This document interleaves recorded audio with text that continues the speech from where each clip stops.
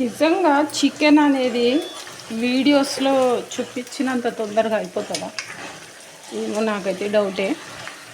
నేనైతే చికెన్ కర్రీని బాగా ఉడికిస్తా. నూనెలో ఫ్రై ఒక పావు గంట, తర్వాత అన్ని ఇంగ్రీడియంట్స్ వేసేసాక దాన్ని ఒక పావు గంట, తర్వాత టమాటా ఇంకా ఏదేదో వేసి చాలా నేనైతే కనీసం 45 మినిట్స్ అయినా చికెన్ని బాగా ఉడికిస్తా. నేనైతే తినను, పిల్లలు తింటారు, వాళ్ళ కోసం వండక తప్పదు. వీడియోస్లో చూపించినట్టు వండాలంటే నా వల్ల కాదు. ఇలా చేస్తారు, అలా చేస్తారు, అలా చేస్తారు, అయిపోయిందంటారు. అలాంటి చికెన్ కర్రీ నేనైతే వండలేను. బాగా నూనెలో మంచిగా ఉడికించి అన్ని మసాలాలు వేసి, ఇదేమో చికెన్ కర్రీ, ఇదేమో జస్ట్ గ్రేవీ.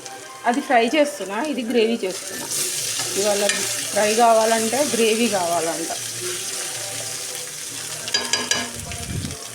అమ్మ గంట కొట్టొద్దంట, నాకు మా అమ్మమ్మ చెప్పింది.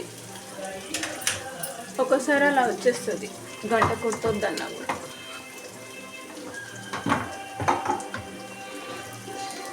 ఇది అయిపోయాక ఇలా వండానని పెడతాను చూడండి.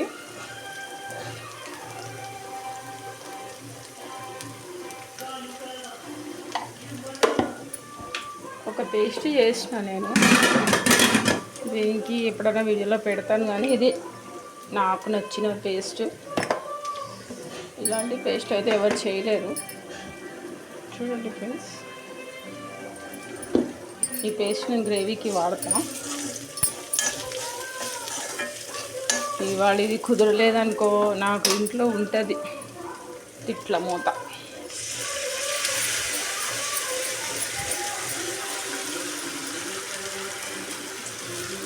ఓకేనా? బాయ్ ఫ్రెండ్స్, ఇది అయిపోయాక నేను దిగి పెడతా. ఓకేనా?